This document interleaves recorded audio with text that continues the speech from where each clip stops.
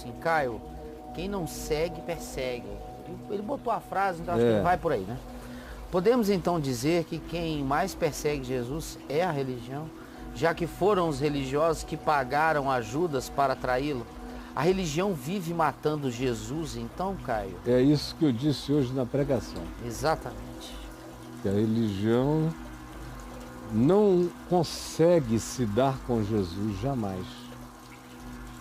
O que o Evangelho ensina é isso: a religião matou Jesus, a religião não suportou Jesus, a religião não aguenta Jesus. Jesus é demais para a religião. Isso é fascinante. Sempre demais. Fascinante. E a religião tem essa fascinação com ele e tem esse pânico dele. E toda vez que, como foi no passado, ele viveu o Evangelho, mataram-no. E em qualquer outro tempo, Paulo diz, sempre que alguém viver a piedade do Evangelho será perseguido. Sempre. Em qualquer geração. Então, foi o que Jesus disse. Se vocês estão sendo perseguidos, ele diz em Lucas no capítulo 6, se vocês estão sendo perseguidos, alegrai-vos, porque vocês são profetas. Se vocês estão recebendo louvor da religião, abram os olhos, é porque vocês se tornaram falsos profetas. Olha. Esse é Jesus, não sou eu. Está aqui. Jesus dizendo, o problema é que o povo não quer nem saber do que Jesus disse ou não disse. O que qualquer pastor ou padre gritar em algum lugar, eles vão achar que é evangelho, e não é a palavra de Deus necessariamente. Hoje em dia, na maioria das vezes, não é. Esse povo não conhece nem a Escritura e muito menos ainda conhece o poder de Deus. E Jesus diz aqui para nós, desculpa, eu estava lendo em Marcos, e de fato eu estou buscando Lucas nessa minha Bíblia toda desfolhada. Deixa eu ir para Lucas, aonde, olha só como a bichinha está desfolhada, e eu estou decidindo aposentá-la, mas não consertá-la. Porque senão vai chegar gente aqui que vai botar página nova, e aí eu vou perder todo o relicário de história, isso é quase um diário da minha vida espiritual. Essa Bíblia que está comigo há 46 anos, quando Jesus disse, olhando ele para os seus discípulos, disse-lhes, Lucas 6, 20, bem-aventurados vós os pobres, porque vosso é o reino de Deus, dos pobres. Isso aqui é a teologia da libertação, fica louca com isso aqui. Louca. Bem-aventurados vós os que agora tendes fome, porque sereis fartos. Bem-aventurados vós os que agora chorais, porque havereis de rir o riso eterno. Bem-aventurados sois quando os homens vos odiarem e quando vos expulsarem da sua congregação, vos injuriarem perante o povo e rejeitarem o vosso nome como indigno por causa do Evangelho, por causa do Filho do Homem, por causa da obediência à minha palavra. Regozijai-vos naquele dia, exultai, porque grande é o vosso galardão no céu, pois dessa forma procederam seus pais com os profetas. Mas ai de vós os ricos, porque agora tendes a vossa consolação, e não sois generosos para com os pobres. Ai de vós os que estáis agora fartos, porque sois indiferentes e vireis todavia a ter fome. Ai de vós os que agora gargalhais, desinteressados pela sorte do próximo, porque havereis de lamentar e de chorar. E preste atenção, ai de vós quando todos vos louvarem, porque assim procederam seus pais com os falsos profetas. Então, é Jesus dizendo, a resposta está aqui. não é? Normalmente a religião não suporta o profeta. Desde o passado, desde antes de Jesus, só teve um profeta da classe sacerdotal, da classe do status quo, do templo, da religião, foi Isaías. Mas viveu em obediência a Deus contra o espírito idólatra, soberbo e fascinado pelo poder da religião. Tanto é que ele foi cerrado vivo, cerrado ao meio pela religião. Então o pessoal deu uma estressada com ele no final? Geral, né? Não foi no final, foi o tempo todo. Os outros todos foram profetas da marginalidade. Ah, tá. Não A Bíblia, no Velho Testamento, não tem profetas na oficialidade. Os profetas são todos marginais, desprezados, chamados de herege, de traidores como Jeremias, de aliados do inimigo. Todas essas coisas que o profeta não olhava o inimigo de Israel como Israel olhava o inimigo. O profeta geralmente olhava o inimigo de Israel como uma navalha alugada para disciplinar, para fazer barba, cabelo e bigode da religião e do povo de Israel, que tanto fazia religião e reino em Israel, era a mesma coisa. Todos. E todos foram mortos, ninguém morreu de velho. Aí vem Jesus, começa com João Batista, sem cabeça. Você acha que se a religião quisesse salvar João Batista, não teria salvado João Batista das mãos de Herodes? Teria, facilmente. Poder que o Sinédrio tinha. E o Herodes botava o galho dentro para o Sinédrio, porque se o Sinédrio queimasse a qualquer dos Herodes, eles se queimavam junto a Roma. Ali um precisava do outro, né? Totalmente. Tinha que ser brother. Mas começa com João Batista, depois vem e matam Jesus. Aí começa Estevão, e vai. Olha os apóstolos. Só João morreu com mais de 90 anos na ilha de Patmos, naquela ilha erma e sem graça. Sem gente naquele tempo, só presos políticos. Era uma ilha grande, sem vegetação, sem pedra, com quase nenhuma água. Um calor do diabo. Lugarzinho ruim, cara. Ruim. Ruinzinho. Ruinzinho. Ali é ruim. Isso não é um bom lugar para você ir passar as férias. Com certeza não é. Só se você for assim como o Ciro, meu filho, ou a Bruna. Que escalam, sobem, descem, nadam. Pra fazer. Vou até aquela outra ilha lá nadando. Os dois juntos lá iam querer ficar 2 meses. Eu entendi. Mas eu não, eu com 48 horas tá de bom tamanho e ó, com hotel com ar refrigerado. Sei. Não tenho essa vocação de Patmos. De Patmos? Não. Os outros apóstolos todos foram mortos por decapitação, crucificação, apedrejamento. Ninguém sobreviveu ao status quo religioso, ninguém. Ninguém, e nem no resto da história. Até, por exemplo, Miguel Ângelo, que era um amante das ideias de Lutero, da salvação pela graça. Ok. E fazia parte de uma confraria de oração que se reunia em torno do Evangelho. Miguel Ângelo. Olha só.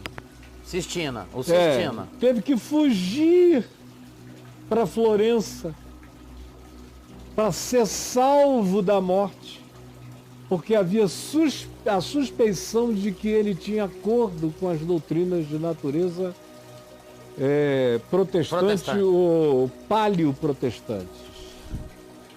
Aquelas mesmas ideias que ganharam concreção depois em Lutero e na Reforma. Então sempre foi assim. Se o cara começa a pregar a palavra, você vê todos os grandes heróis da igreja, quase todos foram mortos. Quem não foi morto é porque criou conchavos com o status quo. Aí virou teólogo oficial, virou não sei o que, isso e aquilo. Fez negócio. Mas vai procurar os Wyclifes, vai procurar os outros todos que foram massacrados, os Gus, vai procurar todos os que sustentaram o testemunho da fé e veja o que aconteceu com eles. E E todos aqueles que levantaram a bandeira do bom combate, como agora. Vai ser o aniversário da morte do Martin Luther King. Ok. Um cara que levantou uma bandeira que poucos tinham coragem para levantar e que era totalmente do Evangelho e que está sendo rasgada de novo nos Estados Unidos agora outra vez. E entre nós nunca nem foi levantada direito, muito menos por aqueles homens e mulheres de fé. Quando eu comecei a ver todos me louvarem, foi mais ou menos aí de 1982 para frente, todos começaram a me louvar. Mas porque eu era um fenômeno de fé e lucidez na pregação. Então os crentes de ponta a ponta começaram a dizer: tem algo de Deus nesse jovem homem. E foi. Mas quando nós entramos em 93, 10 anos depois, 12 anos depois, eu já não estava mais sendo louvado como um fenômeno, como um bólido da pregação. Eu já estava sendo louvado como aquele cara admirado por todas as celebridades que querem estar bem com você, que dão qualquer negócio para pegar na tua mão, para te abraçar, para dizer que te conheceram, que te visitaram, que estiveram contigo. Como era fila e fila. De 92 para frente, 92, 93, 94, 95, 96, 97, 98. Era aquele louvor que o falso profeta recebe. Você foi guruzificado, Caio? Fui e aceitei a guruzificação. Guruzificou-se. Não como os idiotas fazem. A minha aceitação era muito mais sutil. Eu era muito mais pudico. Eu era muito mais delicado. Eu era muito menos arrogante. Tá. Mas tinha um estado de... essa glória é pertinente ao que eu estou fazendo. Lá no fundo tinha. Tinha essa pegada. Por mais que se você me fizesse essa pergunta e eu negasse, e eu não admitisse, porque você não quer nem admitir tal coisa. Sim. Quando você viveu de modo tão antagônico a tudo isso. Mas até a glória da ética me pegou. Você dava uma concordadinha. A idolatria da minha ética pessoal me alcançou. Oh, que sutileza. Olha como é que trabalha nos detalhes. Diabólica. Aham. E aí você começa a ser louvado por quem deveria não te louvar. E eu só comecei a ser rejeitado por aqueles que deveriam estar do teu lado. Eu nunca tive muita rejeição daqueles que deveriam estar ao meu lado, porque eu sempre estive ao lado das causas certas. Embora o meu coração estivesse começando a errar. Mas eu estava do lado das causas certas. Então isso era muito confuso. E para um grande grupo de pessoas humanas, eu virei um ser a ser tocado, fetichizado, reconhecido. Como eu tive muita gente que me procurou dizendo: eu quero ajudar a sua obra. E quando eu perguntava qual a razão do seu interesse na obra que eu faço, sabe que eu ouvi de vários? O quê? Prestígio. Eu quero estar ao seu lado. Tinha gente que dizia assim: eu quero aparecer ao seu lado. Eu estou dando como um lá que deu 3 milhões de dólares. Eu falei: por que o senhor está fazendo isso? E ele me disse: porque eu quero o seu prestígio. Eu quero dizer que eu lhe ajudei.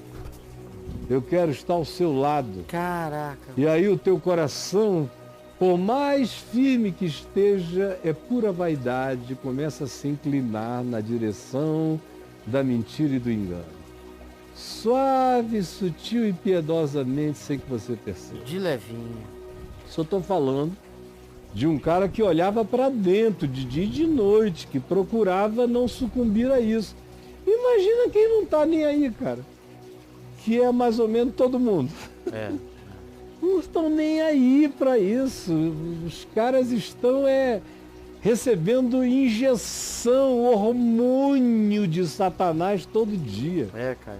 Hormônio intravenal. Para virarem aqueles frangos bem engordados pelo inferno, para serem comidos na data certa.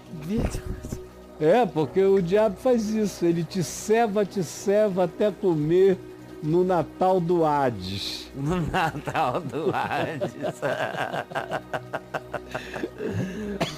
Hades Christmas. Hades Christmas. Caio Fábio. Uhum. E você hoje sente resquícios de enguruzamento na sua pegada? Não, sempre tem gente, mas é que eu... Como é que tá a sua relação? Eu nasci há 10 mil anos atrás. Se eu não aprendesse, meu amigo, a sua pegada hoje de enguruzamento. Pouca gente foi tão glorificada, porque eu era amado e glorificado. Eu estava ali em pé de igualdade com Paulo e outras coisas naquelas gerações que se acumularam. Então, graças a Deus que permitiu que o ano de 98 me visitasse para eu ser salvo daquilo que com toda sutileza poderia se transformar na minha destruição total. Eu vejo como graça de Deus. Então hoje, quando eu vejo a coisa aqui e ali, eu sei que é infantilismo, que eu vou cortando a pena do passarinho antes que ele pense que vai voar. Nos dias de hoje, Caio, a gente pode notar que de 98 para cá, 98 você era um cara unânime, ponto. De 98 para cá você dividiu, 50-50 aí. Você é perseguido aqui 50 e amado 50. Você acha que essa coisa de eu ser perseguido 50, equilibra a gente? Eu fiquei mais perto de Jesus. Dá uma equilibradinha. Fiquei mais perto de Jesus, como o profeta Simeão disse a Maria, que esse menino estava destinado para ser levantamento de uns e ruína de outros, e para dividir. Ele estava destinado a ser um divisor. E para que se manifestassem os pensamentos secretos de muitos corações. Eu acho que o Espírito de Deus está fazendo justamente isso, ano após ano. Já teve um tempo que estava 90% com 95 contra 5. 95, aí foi. Pra ruim. Hoje eu sinto que está aí meio 50-50. 50-50. 50. E acho que vai ficar mais ou menos assim. Vai ter esse elemento de choque, de contradição sempre. Mas, cara, sabe que eu tenho, assim, divisão de ibope do Caio Fábio na minha cabeça? É o seguinte, 40 odeia, entendeu? 40 ama, e 20 é voto em branco, é o Caio Fábio escondido. Escondido. É o pessoal não opinou, não quis dizer, não falou nada, e não opinaram. Que tem aquele pessoalzinho ali que tá sempre lá para baixo. Mas tem pouca gente... 20 de 100 assim. Tem pouca gente... É o Caio Fábio escondido. Tem pouca gente anulando o voto. Não, não tem nulo voto. Ou odeia ou ama, ou tá lá, Caio Fábio escondido. Eu sei, eu conheço bem a moçada, tem todo carinho. Dos Caio Fábio escondido? Eu sei, eu compreendo, é salário, é perseguição na igreja que o cara não quer ter, é um superior hierárquico perseguindo ele, que ele não quer provar essa experiência, não está afim de encher a paciência, aí ele vira Caio Fábio escondido. Caio Fábio escondido. Mas e aí? Eu conheço um Caio Fábio escondido. Gente boa, te adora, mas não conta pra ninguém. Vamos lá, Caião. Por que outra aqui que escreveu pra gente? Por que o evangelho... Só um parêntese. Sim, tem gente que me diz que me ouve escondido da esposa. Isso é muito bom, cara. Porque não quer que o padrão seja levantado demais na cabeça da mulher. A mulher às vezes diz, você tá aí ouvindo Caio Fábio e não aprende nada. Aí o cara me ouve escondido para a mulher dele não cobrar dele nenhuma atitude melhorada. Entendi. Ele tem que ouvir escondido para ele não devolver aquela... para ele manter aquela ignorância. Para não levantar muito o pau mestre do salto. O pau mestre do salto.